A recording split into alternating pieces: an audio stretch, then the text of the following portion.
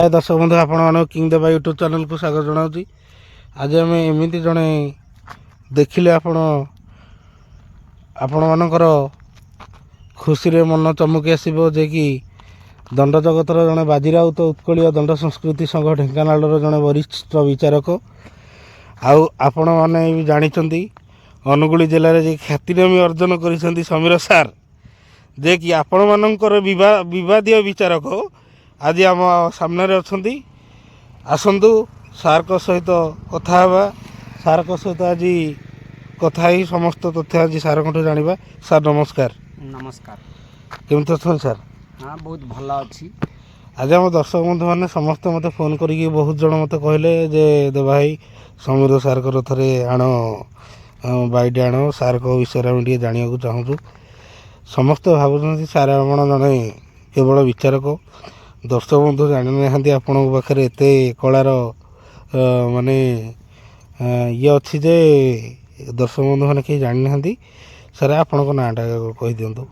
श्री समीर नायक घर घर कानपुरा ब्लॉक कामाख्यानगर जिला ढेंकानाल उत्कल बाजीराउत उत्कल दंड संघर जड़े समस्ते कहते विचारपति बोली मु जड़े निजक मैंने कलार पूजारी हिसाब से परिचय देइछि एवं समस्त आगे आज पर्यंत मु दंडर जज बोली क्या कहनी किंतु समस्त आगे मु कहे जड़े कलार पूजारी बोली।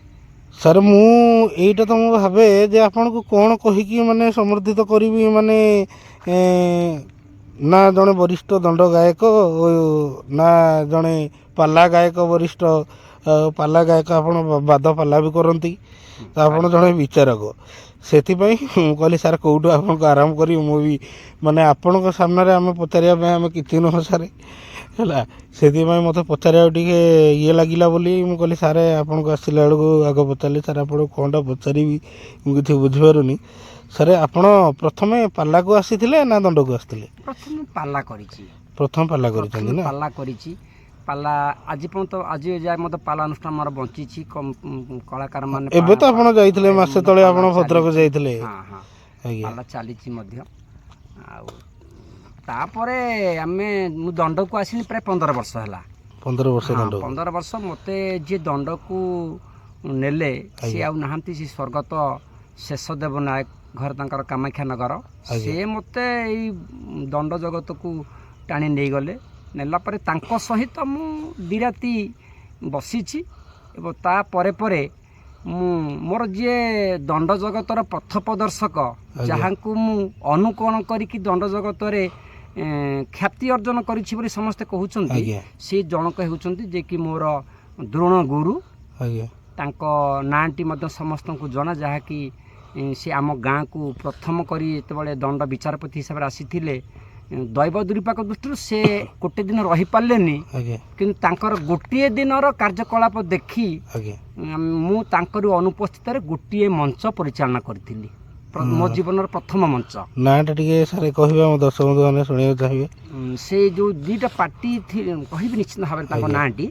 से जो दीटा पार्टी को मु परिचालना करी सेते बळर थिला जटिया सहित गुळेही पार्टी आ से मोर द्रोण गुरु जहाँ अनुपस्थित मु कार्य करी से होचंती जे कि आमर हिंदुल ब्लॉकर आम वरिष्ठ विचारपति मध्य से जड़े अन्यतम तांका नामटी हूँ श्रीयुक्त वामदेव बलियार सेन सार को अनुप्राणित से मत जदि बा हाथ धरी बसिकी न शिखैथिले मध्य तांकर से गोटे दिनर कार्यकलाप को देखी मु परवर्ती मंच परिचालना कली लोक मानक पाखरु भल कथा शुणिली तापर परे मते अन्य लोक डाकिले डाकिला परे परे मु मद मंच पर मंच चढ़ी चलिली एभली की प्रथम मंच सार कोड करथिले आपण गाँ रे? हम गाँ रे मु करथिली। सेकंड मंच कामाख्या नगर करथिले 8 दिन परे। आज्ञा आपण जो मंच प्रथम करथिले त 8 दिन परे आपण 8 दिन परे मते कामाख्या नगर को नेले कामाख्या नगर मंच करथि दी बलराम प्रसाद सेतबेले थिला। आज्ञा ढेंकानाल बलराम प्रसाद सहित अनुगुल बलराम प्रसाद आज्ञा सेठी मध्य भूयसी प्रशंसा मिलिथिला ତାପରେ ପରେ ତ ମଞ୍ଚ ପରେ ମଞ୍ଚ ଏଭଳି କି ଢେଙ୍କାନାଳ ସହ ଅନୁଗୁଳ ସହ ମଧ୍ୟ ମୁଁ ମୋତେ ସମସ୍ତେ ଡାକିଲେ ଯୁଆଡ଼େ ଡାକିଲେ ସିଆଡ଼େ ଗଲି ମୁଁ ଆଉ କ'ଣ। ସାର୍ ଆପଣ ପାଲା ଗାୟକ ହିସାବରେ ଆପଣ କେତେ ବର୍ଷ ହେଲାଣି ପଦାର୍ପଣ କରୁଛନ୍ତି, ପାଦ ଥାପିଛନ୍ତି ପାଲା? 1992 ମସିହାଠୁ ମୁଁ ପାଲା କରୁଛି। 1992 ମସିହାଠୁ ମୁଁ ପାଲା କରୁଛି। ବହୁତ ବାଦୀ ମଞ୍ଚ, 3 ରାତିଆ ମଞ୍ଚ, 5 ରାତିଆ ମଞ୍ଚ ମଧ୍ୟ ମୋ ଜୀବନରେ କଣ୍ଡକ୍ଟ କରିଛି। ଆଉ ଚାଲିଛି ଏମିତି। ତାପରେ ଏବେ ଦଣ୍ଡକୁ ଆସିଲା ପରେ ମୁଁ ପାଲାକୁ ଟିକେ ବିତୃଷ୍ଣା ଦେଇଛି। ଦଣ୍ଡଟାକୁ ବହୁତ ଆଡ଼ଭାନ୍ସ କଲ୍ ହେଇଯାଉଛି ମୋର, ଯେଉଁଟାକି ଅଦ୍ୟାବଧି ମଧ୍ୟ 2027 ମସିହା ପାଇଁ ମଧ୍ୟ ମୁଁ ଆଡ଼ଭାନ୍ସ ପାଇସାରିଛି। ବାକି ଦଣ୍ଡର ବିଚାରପତି ହିସାବରେ ଲୋକମାନେ ଆଡ଼ଭାନ୍ସ ଦେଇ ସାରିଛନ୍ତି। ତେଣୁ ଏମିତି ଚାଲିଛି। ତେଣୁ ସେଇ ଡେଟ୍ରେ ମୁଁ ଯେତେବେଳେ ଦଣ୍ଡ ଧରି ପକେଇଛି, ଆଉ ସେଇ ଡେଟ୍ରେ ପାଲା ଆସିଲେ ମୁଁ ମନା କରିଦେଉଛି। ଚାକିରି ସାର୍ ଆପଣଙ୍କୁ ମସିହାରୁ ହେଇଛି? 1992 ମସିହା। 1992 ମସିହାଠୁ ଚାକିରି, 1992 ମସିହାଠୁ ପାଲା। 15 ବର୍ଷ ହେଲା ଦଣ୍ଡର। ସାର୍ କେବଳ କଳାର ଅଧିକାରୀ ନୁହଁ, ସାର୍ ବି ହେଉଛନ୍ତି ଗଭର୍ଣ୍ଣମେଣ୍ଟ ଯାଇକି କଙ୍କଡ଼ାହାଡ଼, ସାର୍ ଗାଁଟା ନା କ'ଣ? କଲଦା। କଙ୍କଡ଼ାହାଡ଼ଠୁ 2-3 କିଲୋମିଟର ଗାଁର ନାମ ହେଉଛି କଲଦା ପ୍ରାଇମେରୀ ସ୍କୁଲର ଉଚ୍ଚ ପ୍ରାଥମିକ ଏବେ ହେଇଯାଇଛି। ଉଚ୍ଚ ପ୍ରାଥମିକ ବିଦ୍ୟାଳୟର ପ୍ରଧାନ ଶିକ୍ଷକ ହିସାବରେ ସାର୍ ନିଯୁକ୍ତିପ୍ରାପ୍ତ। ଆସନ୍ତୁ ସାର୍ଙ୍କୁ ପଚାରିବା। ଆମ ଦର୍ଶକ ବନ୍ଧୁମାନେ ଜାଣିବାକୁ ଚାହିଁବେ ସାର୍, ଘରେ ସମସ୍ତେ କିଏ କିଏ ଅଛନ୍ତି? ଘରେ ଆମର 3ଟା ଝିଅ, ଗୋଟିଏ ପୁଅ ଆଉ ସ୍ୱାମୀ ସ୍ତ୍ରୀ, ସମସ୍ତେ 5 ଜଣ। 5 ଜଣ ଭିତରୁ ମୁଁ 2024 ମସିହାରେ ବଡ଼ ଝିଅକୁ ବାହାଘର କରିଦେଇଛି। ଆଉ ବଡ଼ ଖୁସିର କଥା, ବହୁତ ମୋର ନିମନ୍ତ୍ରିତ ଦଣ୍ଡ କଳାକାର, ଦଣ୍ଡ ବିଚାରପତି, ପାଲା କଳାକାର, ପାଲା ଗାୟକ, ଏମାନଙ୍କୁ ନିମନ୍ତ୍ରଣ କଲେ ସମସ୍ତେ ଆସିକି ମୋ ଘରେ ପାଦ ପକାଇଥିଲେ। ବହୁତ ମୋତେ ଭଲ ଲାଗିଥିଲା। ଯାହା ହଉ, ଧନ୍ୟବାଦ ସାର୍। ଆଉ ଆମ ଦର୍ଶକ ବନ୍ଧୁମାନେ ଶୁଣିବାକୁ ଚାହିଁବେ ଆପଣଙ୍କ କଣ୍ଠରୁ ପାଲାର ଖଣ୍ଡେ ଶ୍ଲୋକ ପଦେ ସାର୍। ଆଚ୍ଛା। ଶ୍ରୀମନସୀ ସତ୍ୟନାରାୟଣ ଶରଣ ଦୀନ ଦୟାଲ ସଚ୍ଚିଦାନନ୍ଦ ପରମାନନ୍ଦ ମାଧବ ଅବ୍ୟକ୍ତ ବ୍ୟକ୍ତା ଦୁଷ୍ଟ ଦ୍ରଷ୍ଟା ଚିନ୍ମୟ ଚିର ସୁନ୍ଦର ଶ୍ରୀମନସୀ ସତ୍ୟନାରାୟଣଙ୍କର ପ୍ରୀତ୍ୟର୍ଥେ ବୋଲ ମନ ଆନନ୍ଦ ସାଗରେ ଏକବାର ପଣ୍ଡିତେ ହରି ହରି ବୋଲ।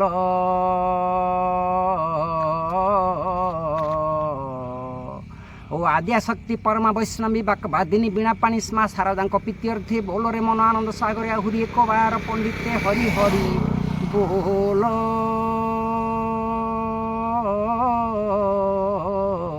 ଓ ଗ୍ରାମ ଦେବତୀ ଗ୍ରାମବାସୀ ସାହିତ୍ୟ କଳାନୁରାଗୀ ମହୋଦୟ ରୁଣ୍ଡିଭୂତ ଆବାଳ ବୁଦ୍ଧ ବନିତା ମାନଙ୍କର ଶ୍ରୀମନସୀ ସତ୍ୟନାରାୟଣ ଠାକୁରେ ସର୍ବସିମ୍ନ କାଳୀ ମଙ୍ଗଳ ବିଧାନ କରିଥାନ୍ତୁ। ପାଲାର ଉଦ୍ୟୋକ୍ତା ଯଜମାନଙ୍କର, କର୍ମକର୍ତ୍ତା ସହଯୋଗୀ ବନ୍ଧୁ ବର୍ଗାଦିମାନଙ୍କର ସର୍ବସିମ୍ନ କାଳେ ମଙ୍ଗଳ ବିଧାନ କରିଥାନ୍ତୁ। ବୋଲ ମନ ଆନନ୍ଦ ସାଗରେ ଆହୁରି ଏକବାର ପଣ୍ଡିତେ ହରି ହରି ବୋଲ।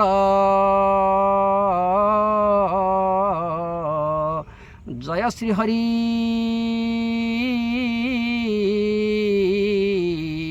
ଶ୍ରୀ ସତ୍ୟନାରାୟଣ ଦେବ ହେ।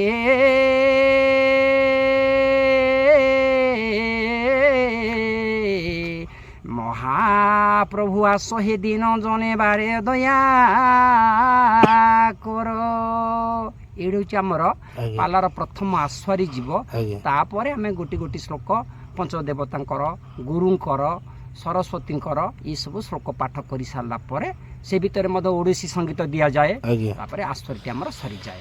ଆସ୍ୱାରୀ ସରିଗଲା ପରେ ଆମେ ମନ ଚୈତନ୍ୟ ସମ୍ବାଦ ଦଉ। ତାପରେ ବିଶ୍ୱ ଆରମ୍ଭୀ ମଙ୍ଗଳାଚରଣ, ତାପରେ ବିଷୟବସ୍ତୁ।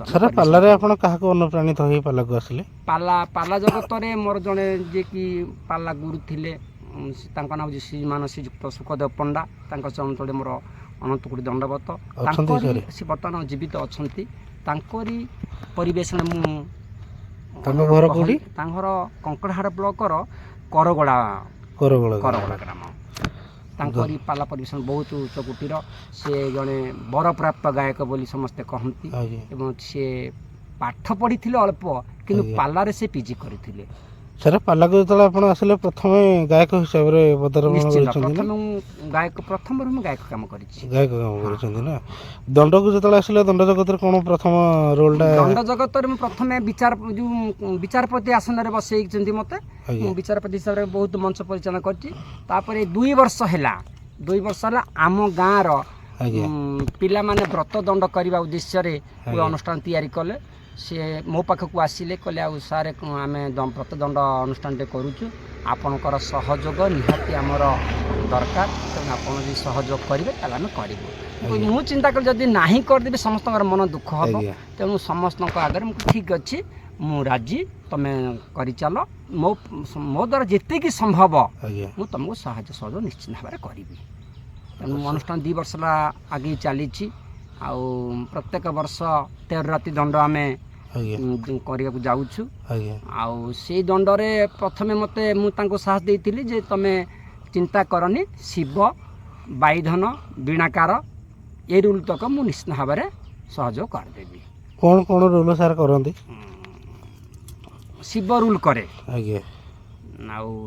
आमर दंड जगत दंड करने को हेले जो नाविक रूल मध्य मु करे बाईधन करे बीणाकार करे जोगी मध्य करे शुणी विषय वर्ष आप मठकरगड़ा जाइए मठकड़े आप नाविक रोल जोगी रोल करुले तो मुझे शुणा पाई मत उमा सार कहते आ मोर तो भाग्य खराब मुझे जापारे ना जानी निश्चिंत जाती आउ दर्शक बंधु मैंने देखी भी नहांती आपणकर नाच गीत तेणुक आम दर्शक बंधु मैंने जाना चाहिए आप सारे शिवर पदे बाहरिया गीत पदे गाई आम दर्शक बंधु मानक उत्साहित करूँ सारे बहुत बढ़िया कथा प्रथमतः मुझे मोर समस्त कलाकार मानक मोर निजर शुभेच्छा ज्ञापन करी एवं मोर वरिष्ठ दंड जगतर विचारपति मानक वर्षियान कलाकार मानक मोर आंतरिक अभिनंदन से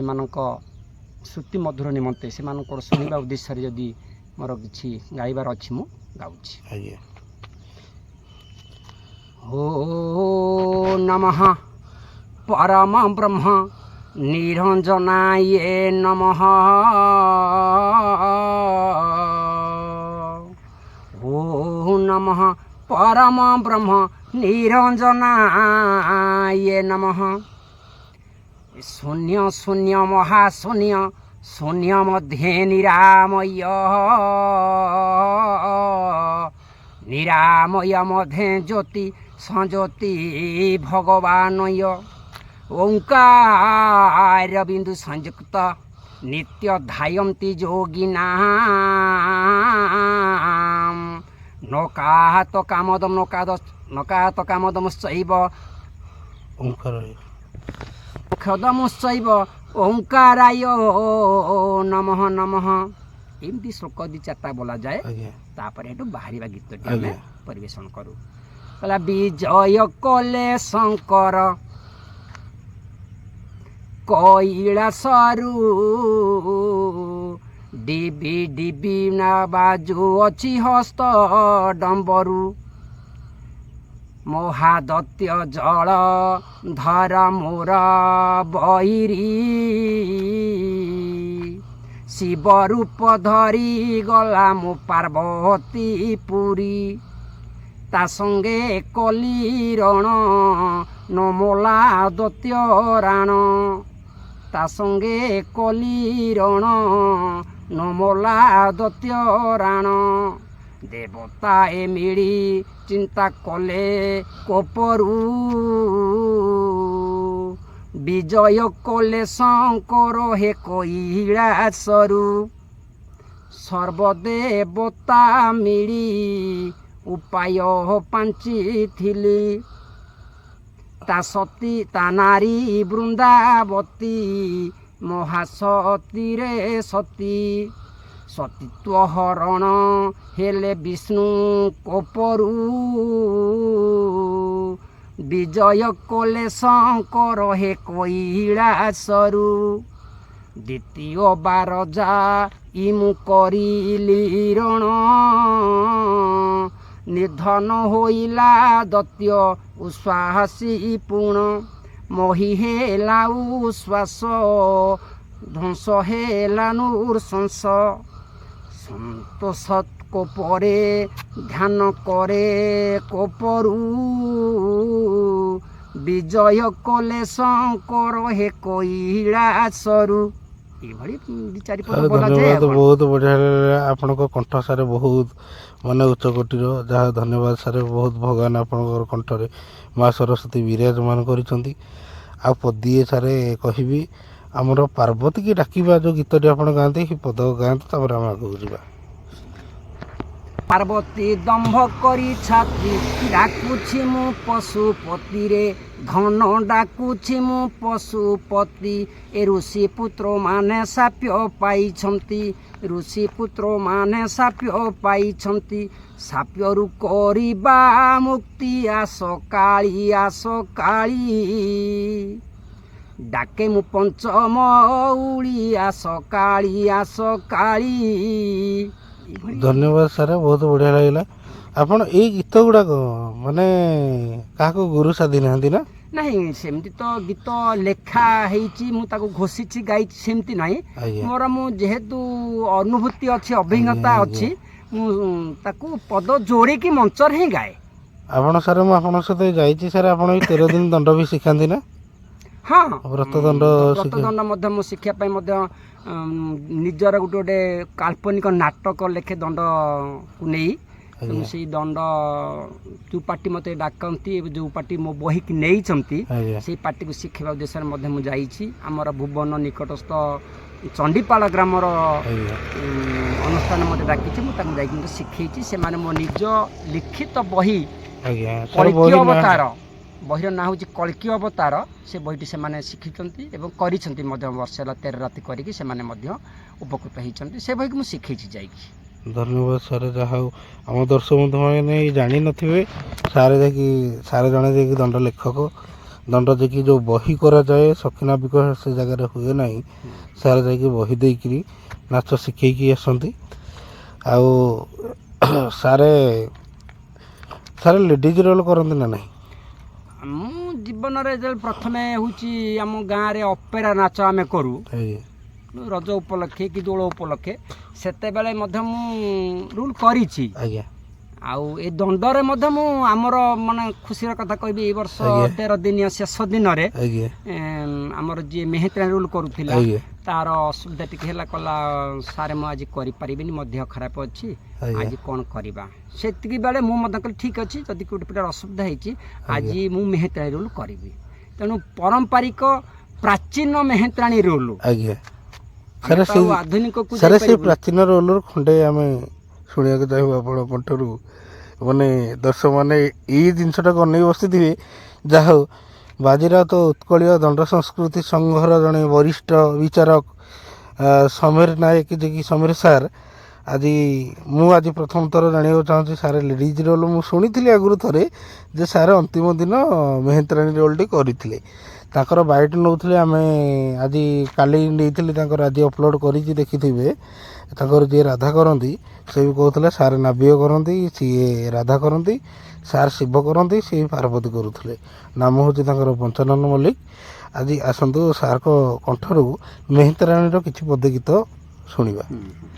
ଆମର ଯିଏ ମେହେନ୍ତ ରୋଲ୍ କରେ, ଆଜ୍ଞା ସିଏ ଗୋଟେ ଶବ୍ଦ ନେଇକି ଡାକେ ଯେ କନକ ଚମ୍ପା ବରନା ଆସ ବୋଲି। ଆଜ୍ଞା ତେଣୁ ମୁଁ ତାକୁ ଅନୁକରଣ କରିକି ମୁଁ ମଧ୍ୟ କନକ ଚମ୍ପା ବରନା ଗୀତ ବାହାରିବା ଗୀତ ଗାଏ। ଆଜ୍ଞା ଆଉ ଯଦି ବା ସେଟା ହେଉଛି ଘୋଷା ଗୀତ ନୁହେଁ, କିନ୍ତୁ ମୁଁ ତାକୁ ଅନୁପ୍ରାସ ଦେଇକି କ ଖ ଗ ଘ ଆଜ୍ଞା ଆଜ୍ଞା ଏଇଭଳି ଅନୁପ୍ରାସ ଦେଇକି ମୁଁ ଗୀତ ଗାଏ। ଆଜ୍ଞା ଆଉ ସେ ଗୀତ ମଧ୍ୟ ଆମର ଅନୁଷ୍ଠାନ ମାନେ ବହୁତ ଜାଗାରେ ଗାଉଛନ୍ତି ମୋ ଲେଖା ଗୀତ। ଆଜ୍ଞା ସେଇ ଗୀତକୁ ମୁଁ ଗାଏ, ଯେହେତୁ ଗାଏ କନକ ଚମ୍ପା ବରନା ଆସ ବୋଲି, ମୁଁ ସେମିତି ବାହାରିଲା ବେଳେ ଗାଏ ଯେ କନକ ଚମ୍ପା ବରନା, କନକ ଚମ୍ପା ବରନା, କିଏ ଡାକୁଛି ରେ କନକ ଚମ୍ପା ବରନା। ଏ କାନପୁରା ମେହେତ୍ରାଣୀ, କାନପୁରା ମେହେତ୍ରାଣୀ, ରହ ଯାଉଛି ରେ କନକ ଚମ୍ପା ବରନା। ଇଏ ହେଲା କ ଅନୁପ୍ରାସ। ତାପରେ ଖ, ଖଟି ଖଟି ଦିନ ସାରା ଖଟେ ଶୋଇଥିଲି ପରା, ଖଟେ ଶୋଇଥିଲି ପରା। ଆଉ ଖଣ୍ଡି କାଶ ଡାକ ଶୁଣି, ଖଣ୍ଡି କାଶ ଡାକ ଶୁଣି, ଉଠି ପଡ଼ିଛି ରେ କନକ ଚମ୍ପା ବରନା। ହେଲା ଖ ଗଲା। ତାପରେ ଗ, ଗଞ୍ଜେଇ ଅଫିମ ଖିଆ ତୋ ମୁଖରେ ଲାଗୁନିଆ, ତୋ ମୁଖରେ ଲାଗୁନିଆ। ଗଞ୍ଜେଇ ଅଫିମ ଖିଆ ତ ମୁଖରେ ଲାଗୁନିଆ ତ ମୁଖରେ ଲାଗୁନିଆ ଗଲେ ଝାଡ଼ୁରେ ପିଟିବି ଗଲେ ଝାଡ଼ୁରେ ପିଟିବି ସତ କହୁଛି ରେ କନକ ଚମ୍ପା ବରନା କ ଖ ଗ ଗଲା ନା ଆଜ୍ଞା। ତାପରେ ଘ ଘୋଡ଼ା ମଦୁଆ ତାପରି ଶୁଭୁଛି ତୁଣ୍ଡ ତୋହରି ଶୁଭୁଛି ତୁଣ୍ଡ ତୋହରି ଆଉ ଘୋଡ଼ା ମୁହାଁ ଭାଇ ଶଳା ଘୋଡ଼ା ମୁହାଁ ଭାଇ ଶଳା ଗେଲ ହେଉଛି ରେ କନକ ଚମ୍ପା ବରନା ଏଇଭଳି ଯାଏ ଆଉ ଏଇଭଳି ଗୀତ ଗାଆନ୍ତି ନାଇଁ କି ସାର୍ କଳିରେ କେମିତି କ'ଣ ପଦ ପକାନ୍ତି? କଳିରେ ସେମିତି କ ଖ ଗ ଘ ତାକୁ ଅନୁପ୍ରାସ କରିଦେଲେ ପିଲାଙ୍କୁ ଶିଖିବା ପାଇଁ ସୁବିଧା ହୁଏ ଗାଇବା ପାଇଁ ଆଜ୍ଞା, ସୁବିଧା ଆଜ୍ଞା। ହୁଏ ମଧ୍ୟ ସେମିତି ଯେହେତୁ ଆମର ଯେଉଁ ଅନୁଭୂତି ଅଛି ଅଭିଜ୍ଞତା ଅଛି ଆଜ୍ଞା ଆଉ ଆମର ଯିଏ ମେହେନ୍ତର କରେ ସେ ମଧ୍ୟ ଜଣେ ବରିଷ୍ଠ କଳାକାର ଆମେ ଦି ସଙ୍ଗାତ ହଉ ହଁ ହଁ ପ୍ରଥମରୁ ଦି ଆଚ୍ଛା। ସଙ୍ଗାତ ତେଣୁ ସିଏ ମେହେନ୍ତର କଲେ ମୁଁ ମେହେନ୍ତାଣୀ କରିଥିଲି ଭଲ ମାଡ଼ ଗୋଳ ହେଇକି ଆମେ କରୁ ହଁ କି? ବହୁତ ମଜା ହୁଏ ଲୋକ ଖୁସି ବହୁତ ପାଆନ୍ତି ଆଉ ବହୁତ ମଞ୍ଚରେ ମଧ୍ୟ ପୁରସ୍କାର ଲୋକଙ୍କଠୁ ପାଇଛୁ ପାଇଛନ୍ତି ସାର୍ ଯାହା ହଉ ବହୁତ ବଢ଼ିଆ ଲାଗିଲା ଆପଣଙ୍କ ସହିତ କଥା ହେଇ ଯେତିକି କଥା ହେଲେ ବି ଆହୁରି ଅଧିକ କଥା ହେବାକୁ ଇଚ୍ଛା ହେଉଛି ଆମ ଦର୍ଶକ ବନ୍ଧୁମାନଙ୍କୁ ସାର୍ ଖଣ୍ଡେ ନାବି କରୁ ବାହାରିଆ ଗୀତ ମୋତେ ଗାଇକି ଶୁଣାନ୍ତୁ। ଏ କୃଷ୍ଣ କରୁଣା ସିନ୍ଧୁ ଦୀନବନ୍ଧୁ ଜଗତପତେ ଗୋପୀଶ୍ଚ ଗୋପିକା କାନ୍ତ ରାଧାକାନ୍ତ ନମସ୍ତୁତେ ଶ୍ଲୋକଟି ଦିଆଯାଏ ଆଜ୍ଞା ତାପରେ ପରମ ବ୍ରହ୍ମଙ୍କର ବନ୍ଦନା ପଦଟେ ବୋଲାଯାଏ ଆଜ୍ଞା ତେଣୁ ମୁଁ ତାକୁ ଯେତିକି ଯୋଡ଼ିକି ତ ମୁଁ ଗାଏ ମୁଁ ତ ଆଜ୍ଞା। ଘୋଷା ଗୀତ ଗାଏନି ତେଣୁ ଯୋଡ଼ିକି ଗାଉଛି ତାକୁ ଟିକେ ନାରାୟଣ ମଧୁସୂଦନ কৈବର୍ତ୍ତ ଜନ୍ମରୁ କର କାରଣ ନାରାୟଣ ମଧୁସୂଦନ କର୍ଣ୍ଣମୂଳୁ କରିଲ ଜାତ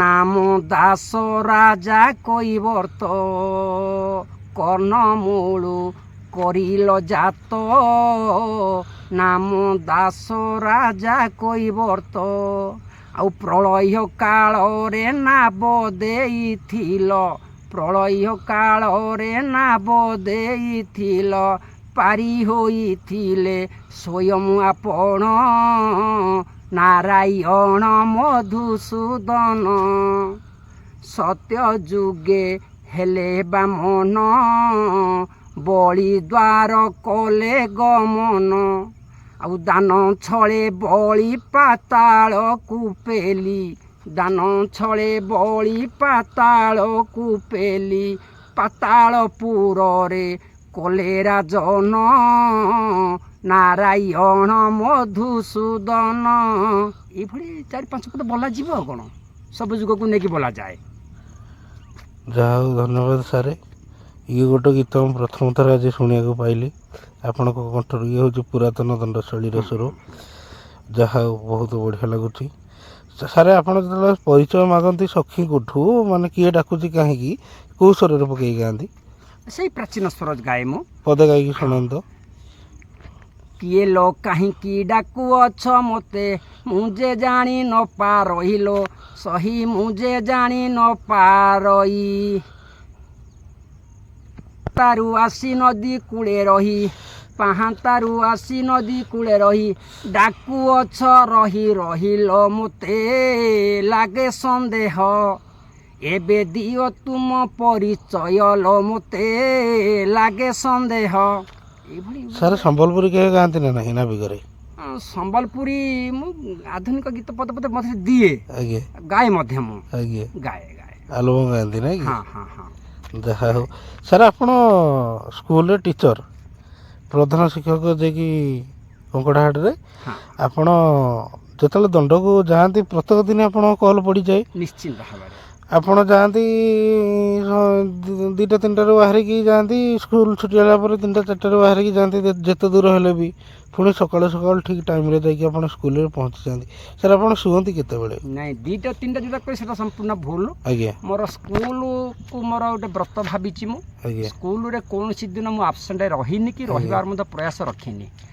9:30ରେ ସ୍କୁଲରେ ପହଞ୍ଚିବି ଆଜ୍ଞା ଏବଂ 4ଟା ପରେ ସ୍କୁଲରୁ ଆସିବି। ଆଜ୍ଞା ଏଇଟା ହେଉଛି ମୋର ସଂକଳ୍ପ। ଆଜ୍ଞା ଯେତେ ମଞ୍ଚ ପଡ଼ିଥିଲେ ମଧ୍ୟ ଆଜ୍ଞା ମୁଁ ବେଳେ ବେଳେ ମଞ୍ଚ କରିଦେଇକି ପଇସାକୁ ଅପେକ୍ଷା କରେନି। ଆଜ୍ଞା ବିନା ପଇସାରେ ଘରକୁ ପଳେଇ ଆସେ। ହଁ ହଁ ଲୋକମାନେ ସେମାନେ କିଏ ଫୋନ୍ ପେରେ ପଠେଇ ଦିଅନ୍ତି, କିଏ ଲୋକ ହାତରେ ମଧ୍ୟ ପଠେଇ ଦିଅନ୍ତି ପଇସା ଆଜ୍ଞା ପଛରେ ମୁଁ ଧାଇଁ ନଥାଏ।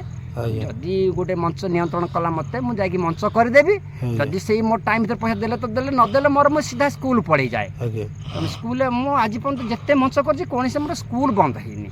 ସାର୍ ଆପଣ ବର୍ଷକୁ କେତେ ଭଳିଆ ମଞ୍ଚ କରିପାରନ୍ତି? ପାଖାପାଖି 80ରୁ 100 ଧରିଥାନ୍ତୁ। 80 ରାତିରୁ କମ୍ ହଉନି ଆଜ୍ଞା। ମୋର ମଞ୍ଚ ହଉଛି, ବହୁତ ମଞ୍ଚ ହଉଛି ଯୋଉଟାକି ଆପଣ ବହୁତ ମଞ୍ଚ ବି ଏବେ ଫେରେଇ ଦେଇଛନ୍ତି, ଯେହେତୁ ଅନୁଗୁଳ ପଟେ ଏଇ 24-25 ମସିହାରେ 25-26 ମସିହାରେ ଗୋଟେ ମଞ୍ଚ ମଧ୍ୟ ମୁଁ ଫେରେଇ ଦେଲି। ନିହାତି ମୁଁ ଜାଣିବାରେ ସାର୍ 30-35 ଭଳିଆ ମଞ୍ଚ ଆପଣ ଫେରେଇ ଦେଇଛନ୍ତି। ଅନୁଗୁଳ ପଟେ, ଢେଙ୍କାନାଳ ପଟେ ଆଜ୍ଞା ମୋତେ ମଞ୍ଚ ଗୋଟେ ଫେରିବାକୁ ପଡ଼ିଲା। କାହିଁକିନା ଅନ୍ୟ ଭାଇମାନଙ୍କର କିଛି ଆଞ୍ଚ ଆସିଲା, ସେମାନଙ୍କର ମନ ଦୁଃଖ ହେଲା, ତେଣୁ ତାଙ୍କୁ ଛାଡ଼ିଦିଅ, ସେମାନେ କରନ୍ତୁ। ଛାଡ଼ିଦେଲି ମଧ୍ୟ ମୁଁ। ତା ବାଦ ମଧ୍ୟ ଏଇ 2025-26ରେ ମୁଁ 87 ରାତି କରିଛି। ଆଜ୍ଞା। ଏଇଟା କହିଲେ କିଏ ଖରାପ ଭାବିବ କ'ଣ ଭାବିବ, ମୁଁ କହିବାକୁ ଭଲ ପାଏନି। କେତେ କ'ଣ କି ତାର ହିସାବ ରଖେନି। ଯାହା ହଉ ଧନ୍ୟବାଦ ସାର୍। ଏବେ ଆପଣଙ୍କର ଯେଉଁ ଦଣ୍ଡ ଜଗତରେ ସାର୍ ଏବେ ଦଣ୍ଡନାଚ ଚାଲିଛି, ଆପଣ କେଉଁ କଳାକାର ଗାୟକ ହିସାବରେ ପସନ୍ଦ ଲାଗନ୍ତି? ମୁଁ ଏମିତି ଜଣେ କଳାକାର ନାହାନ୍ତି ଯେ ମୁଁ ତାକୁ ଭଲ ପାଇନି ବୋଲି। ଆଜ୍ଞା। ମୁଁ ସବୁ କଳାକାରଙ୍କୁ ଭଲ ପାଇଛି। ନାଇଁ ଆପଣଙ୍କୁ ସାର୍ ଯାହା କହିଲେ ଜଣକୁ କହିବାକୁ ପଡ଼ିବ। ଏମିତି କେଉଁ ଗାୟକ ଅଛନ୍ତି ଜଣେ ଆପଣଙ୍କୁ ବହୁତ ପସନ୍ଦ ହୁଅନ୍ତି? ନାଇଁ, ମୁଁ ଜଣକୁ ବାଛି ପାରିବିନି ଯେ ଏ ଜଣେ ଭଲ ଗାୟକ, ୟାଙ୍କଠୁ ଆଉ ସମସ୍ତେ ନିଚ ବୋଲି। ମୁଁ ଆଜି ପର୍ଯ୍ୟନ୍ତ କଳାକାରମାନଙ୍କୁ ଉଚ୍ଚ ନିଚ ବିଚାର କରିନି। ମୋର ସମସ୍ତଙ୍କର ପାଇଁ ଆଶୀର୍ବାଦ ମୁଁ କରେ, ସମସ୍ତେ ଉଚ୍ଚକୁ ଯାଆନ୍ତୁ, ସମସ୍ତେ ପ୍ରଶଂସନୀୟ ଆମ କାମ କରନ୍ତୁ। ଏବେ ସାର୍ ଆମେ ନାବିକଙ୍କ ଉପରକୁ ଯିବା। ନାବିକ ଆପଣଙ୍କର କିଏ ପସନ୍ଦ ହେବେ? ନାବିକ ହିସାବରେ ଆମର ଯେତିକି ମୋର ଅନୁଭୂତି ଅନୁଧ୍ୟାନ ରହିଛି, ଆଜ୍ଞା ଆମର ଅନୁଗୁଳ ଜିଲ୍ଲା ପଟୁ ଆରମ୍ଭ କରିକି ଢେଙ୍କାନାଳ ପର୍ଯ୍ୟନ୍ତ ଆଜ୍ଞା 4 ଜଣ ନାବିକଙ୍କୁ ମୁଁ ହେଉଛି ଶ୍ରେୟ ଦେଇଛି। ଆଜ୍ଞା। ସେମାନେ କି ଅନୁଗୁଳ ଜିଲ୍ଲାର ଅଛନ୍ତି, ଯିଏକି ଆମର ଭଲ ଜୋରାଗାଡ଼ିଆର ନାବିକ ବିନୟ ବାବୁ, ଆଜ୍ଞା, ଆଉ ଯିଏକି ଏବେ ଚନ୍ଦ୍ରବାହାର ନାବିକ କ୍ଷୀରୋଦ ବାବୁ, ଆଜ୍ଞା, ଆଉ ସେପଟେ ଆମର ଭାଗୀରଥୀ ବାବୁ, ଆଜ୍ଞା। ଏ 3 ଜଣ ରହିଲେ ଅନୁଗୁଳ ପଟର ବାଦଶାହ ବୋଲି ମୁଁ ତାଙ୍କୁ କୁହେ। ବହୁତ ବଢ଼ିଆ ସେମାନେ, ତାଙ୍କର ପରିବେଷଣ ଅତି ଉଚ୍ଚକୋଟୀର ଏବଂ ଆଦର୍ଶ ସ୍ଥାନୀୟ। ଢେଙ୍କାନାଳ ପଟରେ ଆଉ ଜଣେ ସାର୍ ଅନୁଗୁଳ ପଟେ ସୁପରଷ୍ଟାର ଯାଇକି ହଇଚଇ କରୁଥିବା ନାବିକ ବାକି ରହିଯାଇଛନ୍ତି, ଏବେ ଟ୍ରେଣ୍ଡିଂରେ ଅଛନ୍ତି, ଗିରିଶ ବାବୁ। ଆଜ୍ଞା। ଗିରିଶ ବାବୁ ହେଉଛି ଏଇ ଅଳ୍ପ ଦିନର ହେଉଛି ସେ କଳାକାର, କିନ୍ତୁ ତାଙ୍କ ମୁଣ୍ଡ ଉପରେ ଆମ ହାତ ଅଛି। ସେ ଜଣେ ଭଲ କଳାକାର ହିସାବରେ ମଧ୍ୟ ପ୍ରତିଷ୍ଠିତ ହେଇସାରିଲେଣି ବୋଲି ମୁଁ କହିବି। ଏବେ ପୂର୍ବରୁ ନଥିଲେ, 5-7 ବର୍ଷର ସେ ଢେଙ୍କାନାଳ କଳାକାର ହିସାବରେ, ଢେଙ୍କାନାଳ କଳାକାର ହିସାବରେ, ନାବିକ ହିସାବରେ ଆମର ଯିଏକି ଅନୁଗୁଳ ପଟରେ ହଇଚଇ ସୃଷ୍ଟି କରୁଛନ୍ତି, ଆମର ଯିଏକି ଢେଙ୍କାନାଳର ଦଣ୍ଡ ଗୁରୁ ନିର୍ମଳ ବାବୁ, ଆଉ ଯିଏକି ଆମର କଂସଦାର ନିବାସୀ ଅଭୟ ବାବୁ, ଆଉ ଟୁକୁ ବୋଲି ଯେଉଁ ପିଲାଟି, ଟୁକୁ ଭାଇ, ଯାହାର ଖରାପ ହେଇଗଲା ସେ ପିଲାଟି, ଆଉ ଜଣେ ଅଛନ୍ତି ଶିବରାମ, ଆଉ ଅତି ଛୋଟ ପିଲା ହିସାବରେ ଦେଖାଯାଆନ୍ତି, କିନ୍ତୁ ବୟସ୍କ ପିଲା ଦେଖିବାକୁ ଛୋଟ ଦେଖାଯାଆନ୍ତି, ସେ କି ପଦୀ ବାବୁ ମାନ୍ତିର। ତାଙ୍କ କଳା, ତାଙ୍କ ପରିବେଷଣ ମଧ୍ୟ ଆମ ଢେଙ୍କାନାଳ ଅନୁଗୁଳ ଭିତରେ ମଧ୍ୟ ନିଆରା। ମୋତେ ସାର୍ ପଦୀ ଭାଇଙ୍କର ଯେତିକି ଅଭିନୟ କରନ୍ତି, ପଦୀ ଭାଇଙ୍କର ସାର୍ ମୋତେ ଭଲ ଲାଗେ, ସବୁଠୁ ଅଧିକ ଭଲ ଲାଗେ ପତ୍ର ସୌରାଟା।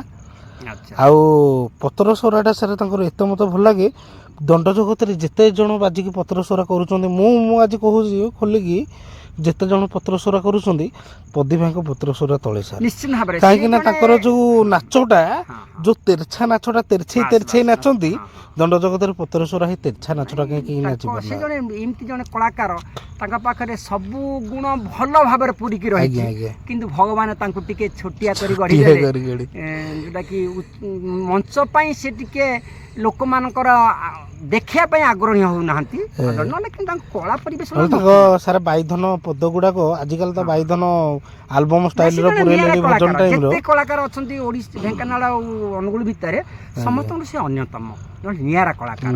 ସିଏ ମଞ୍ଚରେ ଠିଆ ଲୋକ ନିଶ୍ଚିନ୍ତ ଭାବରେ ଆତ୍ମଶାନ୍ତି ହବ କିନ୍ତୁ ଦେଖିବା ପାଇଁ ଟିକେ ସମସ୍ତଙ୍କ ଟିକେ ଭଗବାନ ଘୋଡାକୁ ଶିଖ ଦେଇନାହାନ୍ତି। ହଁ ସିଏଟା ମଧ୍ୟ ଠିକ ପ୍ରବାଦ ରହିଛି ନହେଲେ ତାଙ୍କ କଳା ପରିବେଷଣ ନିଆରା। ମୁଁ ଆସିଲା ବେଳକୁ ବି ପଦିଆ ଭାଇ ଫୋନ କରୁଥିଲେ ତାଙ୍କ ପୁଅର କାଷ୍ଟ ସାର୍ଟିଫିକେଟ୍ କରିବା ପାଇଁ ଆମ ଗାଁର ଆର୍ ଅଫିସ୍ ତ ମୋତେ ଏବେ ଫୋନ୍ କରିଥିଲେ। ମୁଁ ସାର୍ ମାଳପୁରା ମାନେ ହେଇଥିଲି ମୋତେ କହିଲେ ଦେବାକୁ କୁଆଡ଼େ ଯାଇଛୁ ତମ ଗାଁରେ ଅଛି ଆର୍ ଅଫିସ୍ଟେ ଆଉ ଆର୍ଆଇଙ୍କ ସହିତ ତମର ଟିକେ ଭଲ ଚିହ୍ନା ପରିଚିତ ଆସ ଟିକେ ମୁଁ କଥା ହେବା।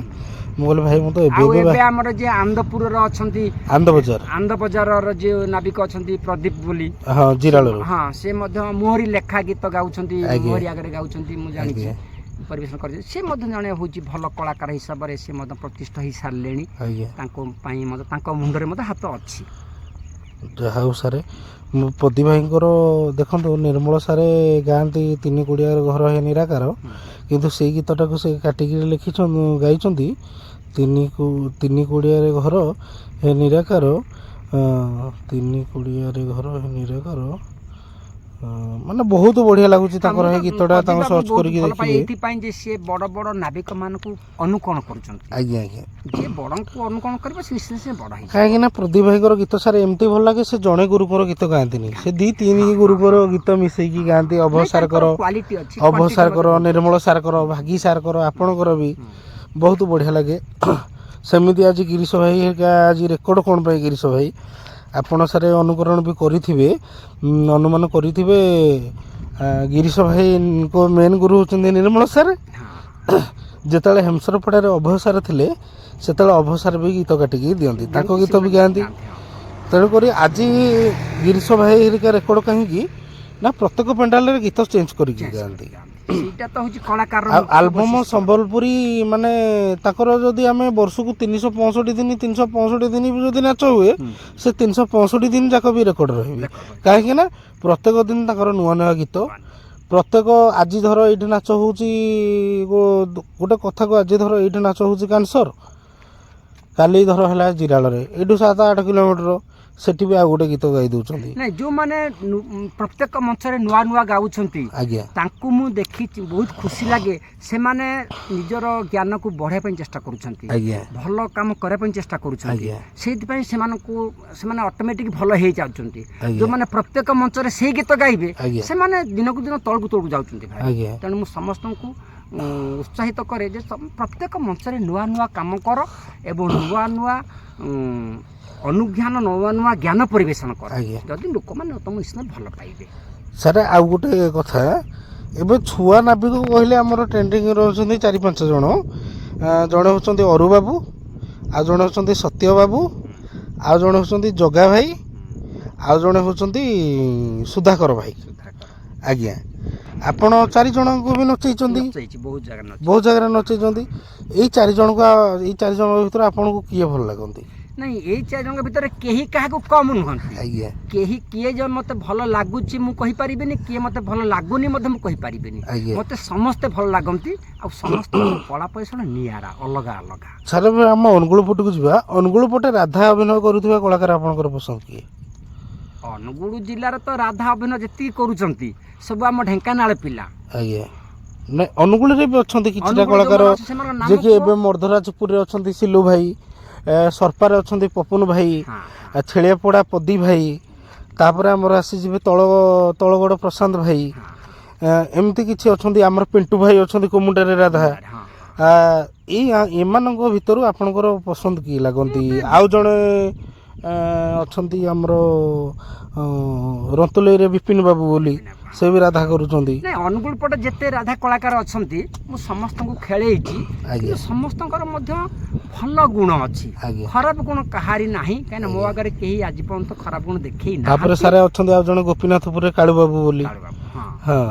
କାଳୁ ତ ବହୁତ ମୋ ଆଗରେ ବହୁତ ନାଚ କରିଛନ୍ତି ସିଏ ଆଉ ପ୍ରତ୍ୟେକ ରାଧା କରିଛନ୍ତି କିନ୍ତୁ ସମସ୍ତଙ୍କର ନାଚ ନିଆରା। କାହାର ଗାଇବା ଶୈଳୀ ଭଲ ଲାଗେ? ଗାଇବା ଶୈଳୀ ସମସ୍ତଙ୍କର ଭଲ କାହାର ଭଲ ନାହିଁ ବୋଲି ମୁଁ କହିପାରିବିନି। ନାଇଁ ସାର୍ ଆପଣଙ୍କୁ 4ଟା ଅପସନ୍ ଦଉଛି। ଜଣେ ହେଉଛନ୍ତି ମର୍ଦ୍ଦରାଜପୁର ରାଧା ସିଲୁ ଭାଇ ଜଣେ ହେଉଛନ୍ତି ଗୋପୀନାଥପୁର ରାଧା କାଳୁ ବାବୁ ଜଣେ ହେଉଛନ୍ତି ପିଣ୍ଟୁ ବାବୁ କୁମୁଣ୍ଡା ରାଧା, ହଁ ଜଣେ ହେଉଛନ୍ତି ପପୁନ ଭାଇ। ଏଇ 4 ଜଣ ଭିତରେ ଆପଣ କାହାକୁ ପସନ୍ଦ କରିବେ? ସମସ୍ତଙ୍କର ଭଲ, ମୁଁ ଆଜ୍ଞା। କାହାକୁ ଅପସନ୍ଦ ଆଜି ପର୍ଯ୍ୟନ୍ତ କରିନି, ସମସ୍ତଙ୍କୁ ପସନ୍ଦ କରିଛି ଏବଂ ସମସ୍ତଙ୍କୁ କୁହେ ଯେ ତୁମେ ଆଗକୁ ଆଗେଇ ଚାଲ, ଖାଲି ଏତିକିରେ ରହିଲେ ହେବନି, ଆହୁରି ତୁମକୁ ଶିଖିବାର ଅଛି, ଆହୁରି ତୁମକୁ ଜାଣିବାର ଅଛି, ଆହୁରି ତୁମକୁ ମଧ୍ୟ ମଞ୍ଚ ଚାହୁଁଛି। ତେବେ ଆମେ ସାର୍ ଢେଙ୍କାନାଳ ଜିଲ୍ଲାକୁ ଏବେ ଯିବା। ଆସ ଢେଙ୍କାନାଳ ଜିଲ୍ଲାକୁ ଆସିଲେ ତ ସାର୍ ବହୁତ ଗୁଡ଼ାଏ ରାଧା ହେଲା କି, ଯିଏକି ତାର ହିସାବ ନାହିଁ। ଆଉ ଢେଙ୍କାନାଳ ରାଧା ସମସ୍ତେ ଅଛନ୍ତି ସୁପରଷ୍ଟାରରେ, ନାମୀ ଦାମୀ ରାଧା। ଆମର ଆସିଯିବେ ଖଟୁକୁରାରୁ ଗୌତମ ଭାଇ, ଯିଏକି ଆଗରୁ ହେମସରପଡ଼ାରେ ଥିଲେ, ସିପୁ ଭାଇ ଗଡ଼ସନ୍ତ୍ରୀରେ ଥିଲେ, ମହୁଲପାଳରେ ନାଚ କରୁଥିଲେ, ଏ ବର୍ଷ ଅଛନ୍ତି ଗୋଦରବିଲିରେ। ଗୌତମ ଭାଇ ଅଛନ୍ତି ପଣ୍ଡି ଭାଇ କନ୍ତୁର, ଆଉ ଜଣେ ଅଛନ୍ତି ଗୁଳେହୀର ମାଲିକ ଯିଏ, ସିଏ ରାଧା ହେଉଛନ୍ତି ତରୁ ବାବୁ। ଆଉ ଆମର ଆସିଯିବେ ମୁକ୍ତାପସିରୁ ପ୍ରଶ୍ନ ଭାଇ, ଆଉ କାନସରରେ ଯିଏ ରାଧା କରୁଛନ୍ତି କାନସର କରେ ଅକ୍ଷି ବାବୁ ବଦାଳୁରୁ ହେଲା। ତ ତେବେ ଆପଣ ସେମାନଙ୍କ ଭିତରୁ ଆପଣଙ୍କର ପସନ୍ଦ ସାର୍ କିଏ? ସମସ୍ତେ ପସନ୍ଦ, ସମସ୍ତେ ମୋର ପସନ୍ଦ, ଆଉ ସମସ୍ତେ ପସନ୍ଦ ଯୋଗ୍ୟ କାମ କରନ୍ତି, କେହି କାହାକୁ କମ୍ ନୁହନ୍ତି। ଆଉ ଏମାନଙ୍କ ଭିତରେ ପ୍ରସନ୍ନ ବାବୁଙ୍କର ଜ୍ଞାନ, ଅକ୍ଷି ବାବୁଙ୍କର ଜ୍ଞାନ, ଆଉ ଗୌତମ ବାବୁଙ୍କର ଜ୍ଞାନ, ପଣ୍ଡି ବାବୁଙ୍କର ଜ୍ଞାନ ନିଆରା। ହଁ, ସମସ୍ତେ ମାର୍ଜିତ କଳାକାର, ଆଉ ତଥାପି ମୁଁ ସେମାନଙ୍କୁ ସୂଚନା ଦିଏ ଆହୁରି ଜାଣିବାର ଅଛି, ଆହୁରି ଶିଖିବାର ଅଛି। ତେଣୁ ସମସ୍ତେ ଭଲ, କେହି ଖରାପ ନୁହନ୍ତି। ଯାହା ହଉ ସାର୍, ବହୁତ ବଢ଼ିଆ ଲାଗିଲା। ଆପଣ ସାର୍ ଯେତେବେଳେ ଜଜମେଣ୍ଟ କରନ୍ତି, ଆପଣ ତ ଜଣେ କଳାକାର, ଆପଣଙ୍କୁ ସାର୍ ଯେତେବେଳେ ଜଜମେଣ୍ଟ ବିଚାରକ ହିସାବରେ ନାଚ କରନ୍ତି, କେଉଁଠି କଳାକାର କେଉଁଠି ଭୁଲ ଗାଆନ୍ତି କି କ'ଣ ଗାଆନ୍ତି, ଆପଣ ସେଇ ଜାଗାରେ ଧରିକିରି ଆପଣ ସେ ତାଙ୍କ କଳାକାରଙ୍କର ଭୁଲକୁ ଦର୍ଶାନ୍ତି ନା ଦର୍ଶାନ୍ତି ନା? ନିଶ୍ଚିନ୍ତ ପକ୍ଷେ ସେଇଟା ହେଉଛି ମୋର ଗୋଟେ ବ୍ୟକ୍ତିଗତ ଗୁଣ।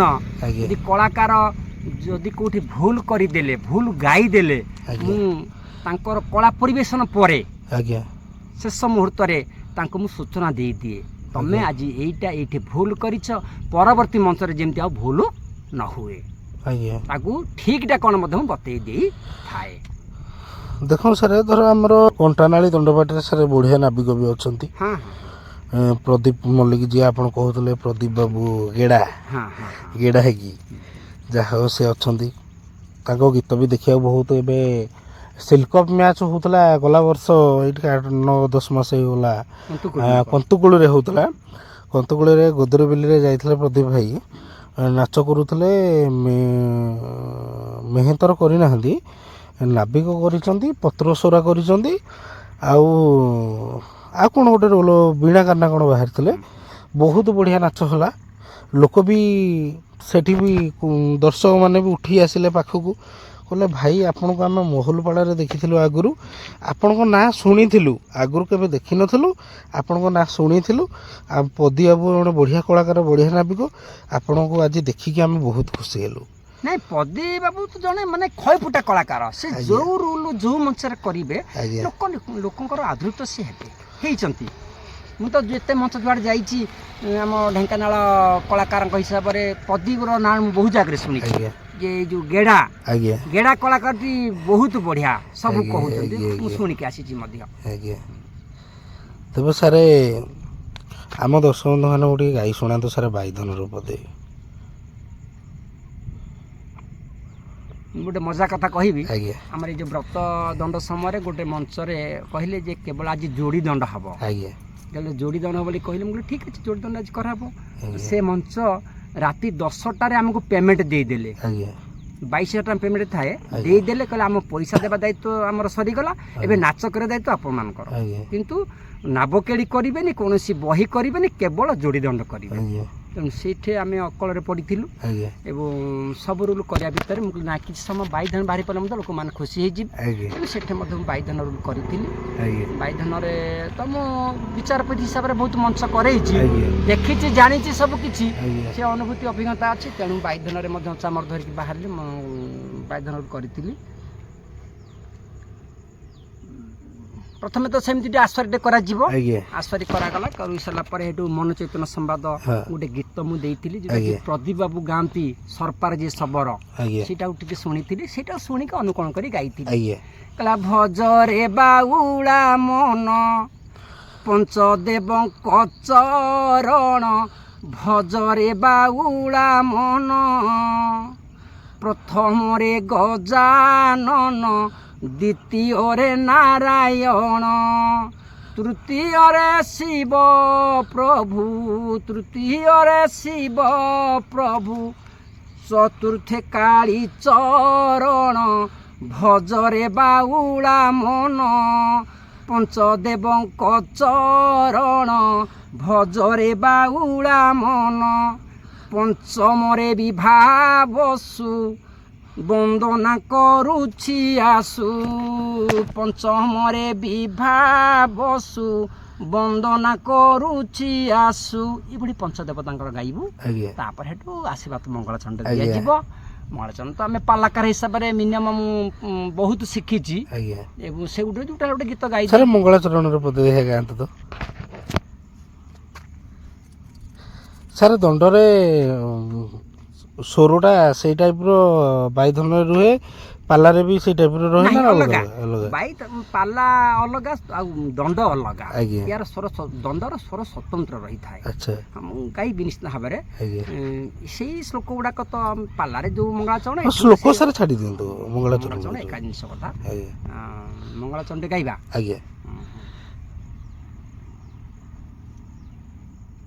ताकू अर्थ मध्य करा जाए अर्थ करी आवश्यक नहीं गोटे श्लोक मु बोलुची केशव पतितम दृष्ट्वा द्रोण हस्तमुपागत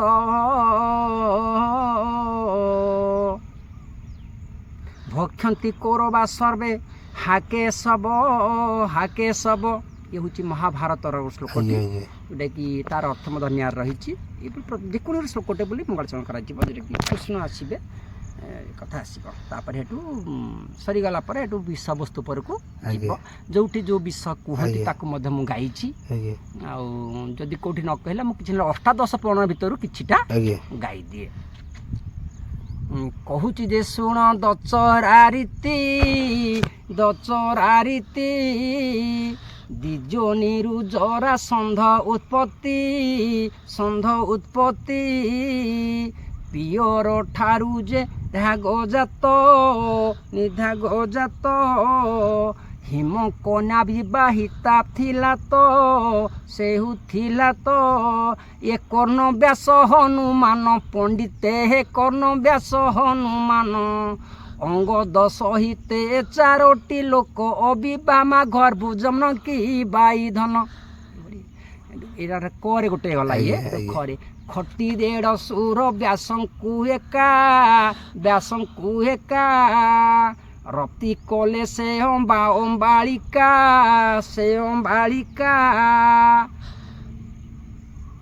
सर ये गीत बहुत बढ़िया लगिला बाईसी खेउणी कुरुंक सन्य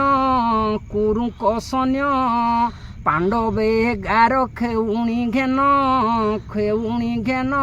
ये विभा नहीं भीष्म कर पंडिते हे विभा नहीं भीष्म कर ये बड़ी रही सब पद जोड़ी की बोला जाए हेणकी भीतर जाए भारी आथर के आगो जाहौ सर आपण तो होचंती कलार कथा घर एमती मन कट उखा पन गोटे शिखी जी सेटा मत पालारे काम जे से ज्ञानटा पालारे सर स्वरटा केंदी कोन एइटा कहूची हां पाला स्वर स्वतंत्र रही पाला तो आमे विभिन्न प्रकार पाला स्वर सर पद गांत तो मंगलाचरण पाला मंगलाचरण तो एका मंगलाचरण ना पालार स्वर गाइबा स्वरटा केंदी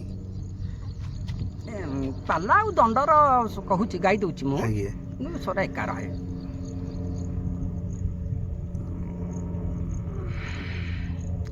श्यामा पातु घनाकार निशिथे प्रवेष्ट श्यामा पुरे भ्रांते चंबती तो स्वामी बदनम धृतम सत्या पाणिना आकर्षि शशि किरण नम सहसा विलोक्य चित्रमद्भुत समाहता जरित पलित चिकुरा अस्थि करावधय ତାର ପାଳିଆ ମାନେ ଅଛନ୍ତି ଆଜ୍ଞା, ତାଳ ଆଜ୍ଞା। ଫଳ ବଜେଇ ହଁ, ଦିଅନ୍ତି ହଁ, ଆଉ। ଏମିତି ସବୁ କଲେ ଏଇଟା ଆଉ ଟିକେ ଖାଲି ମଡିଫାଇ ହଉଛି ଆମର କଣ ନା ଦଣ୍ଡରେ ଆଉ ଟିକେ ଅଲଗା ବାଗରେ ଲମ୍ବା ରହୁଛି କଣ୍ଠଟା ଆଉ ମାନେ ଏଇଟା ଟିକେ ସର୍ଟ ଯେତେ ସ୍ପିଡ ହେଇପାରିବ। ଦଣ୍ଡରେ ଆମେ ଏକୁଟିଆ ଗାଇବା ଆଜ୍ଞା କିନ୍ତୁ ସେଠି ପାଳିଆ ମାନେ ପାଳି ଧରିକି ଅଛନ୍ତି ପାଳି ଧରିକି ସେ ଅଧା ଅଛନ୍ତି। ନେଇଯାଆନ୍ତି। ହଁ ହଁ ହଁ ଆମେ ସମ୍ପୂର୍ଣ୍ଣରେ ଗାଇବାକୁ ପଡୁଛି ଦଣ୍ଡରେ ଆଜ୍ଞା। ପାଲାରେ ଆରମ୍ଭ କରିଦେଲେ ପାଳିଆ ଶ୍ରୀପାଳି ତାର ଟେକି ନେଇଯିବା। ସାର୍ ଆମ ଢେଙ୍କାନାଳ ଜିଲ୍ଲାରେ ବିଚାରକ ହିସାବରେ ଆପଣ କାହାକୁ ପସନ୍ଦ କରନ୍ତି? ମାନେ କାହା ବିଚାରକ ହିସାବରେ ଭଲ ଲାଗେ? ସମସ୍ତଙ୍କୁ ଭଲ ପାଏ। କାହାର ବିଚାର ଧାରା ଖରାପ ବୋଲି ମୁଁ ଆଜି ପର୍ଯ୍ୟନ୍ତ କହିନି କି କହିବି ନାହିଁ, ସେ ଆଶା ରଖିନି। ସବୁ ବିଚାରକ ମାନେ ଭଲ ବୋଲି ମୁଁ ଭାବୁଛି। ୟୁଟ୍ୟୁବ ହେବା ଦ୍ୱାରା ବର୍ତ୍ତମାନ ଦଣ୍ଡ ଭାଇରାଲ ଆଗରୁ ସାର୍ କ୍ୟାସେଟଟେ ବାହାରିଲା ବେଳକୁ କେତେ କଷ୍ଟ। ହଁ ଦଣ୍ଡ ଭାଇରାଲ ହେଲା କେମିତି ଏଇ ଆଜ୍ଞା ୟୁଟ୍ୟୁବ ମାଧ୍ୟମରେ ନା ଆଉ ନହେଲେ ଆଗରୁ ଦଣ୍ଡ କିଏ ଜାଣିଥିଲେ ନା କଣ? ଆଜ୍ଞା କିଛି ଜାଣିନଥିଲେ। ଯାହା ହଉ ସାର୍ ଆଜି ଆପଣଙ୍କ ସହିତ ସୁଖ ଦୁଃଖ ହେଇ ବହୁତ ଖୁସି ଲାଗିଲା ଯେ କି ଆପଣଙ୍କ ସହିତ ଖୁଲମ ଖୋଲା ସବୁ କିଛି କଥାବାର୍ତ୍ତା ହେଇପାରିଲେ। ଦର୍ଶକ ବନ୍ଧୁମାନଙ୍କୁ ଅନୁରୋଧ କରିବି ଯାହା ହଉ ସାର୍ଙ୍କ ବିଷୟରେ ସବୁ କିଛି ଜାଣିପାରିଲେ ଆଉ ସାର୍ଙ୍କ ସହିତ କଥା ହେଲେ କେମିତି କ'ଣ ଲାଗିଲା। ଆପଣ କାହାକୁ ଆମେ ଆକ୍ଷେପ କରିନୁ, ମୁଁ କେବଳ ଡାଇରେକ୍ଟ କହିଛି ଯାହା ନମସ୍କାର ସାର୍। ଆପଣଙ୍କ ସହିତ କଥା ହେଇ ବହୁତ ଖୁସି ଲାଗିଲା। ଦର୍ଶକ ବନ୍ଧୁମାନଙ୍କୁ ଅନୁରୋଧ କରିବି ଆମ ଚ୍ୟାନେଲକୁ ସେୟାର କରନ୍ତୁ, ଭଲ ପାଆନ୍ତୁ, ସପୋର୍ଟ ଦିଅନ୍ତୁ। ଯିଏ ଭଲ ପାଏ ନା ତା ପାଇଁ ଆମେ ଜୀବନ ଦେଇଦେବା, ଯିଏ ଘୃଣା କରେ ନା ତାକୁ ବି ଆମେ ସମ୍ମାନ ଦେବା, କିଛି ଅସୁବିଧା ନାହିଁ। ଆମେ ତାକୁ ବୁଝେଇଦେବା ହେଲା, ବୁଝେଇଦେବା ଆମେ ଡାଇରେକ୍ଟ, ଆମେ କାହା ସହିତ ଯୁକ୍ତି କରିବାନି, ଆମେ ବୁଝେଇଦେବା ଯେ ଆଜ୍ଞା ଆପଣ ଏଇଆ ଆମକୁ କହିଲେ। ଆମେ ଗାଲୁଆ ଦୁଷ୍ଟ ଗାଲୁଆଙ୍କ ପାଖକୁ ଯିବାନି। ଆମେ ମନ୍ଦିରକୁ ଯିବା ପ୍ରସାଦ ଖାଇବା, ଗଣ୍ଡଗୋଳ ଜାଗାକୁ ଗଲେ ମାଡ଼ ଖାଇବା। ଆମେ କାହିଁ ଗଣ୍ଡଗୋଳ ଜାଗାକୁ ପଶିବା, ଆମେ ମାଡ଼ ଯାକେ ଯିବା ନା କ'ଣ? ସମସ୍ତଙ୍କୁ ଆମେ ସମ୍ମାନ ଦେଉଛୁ।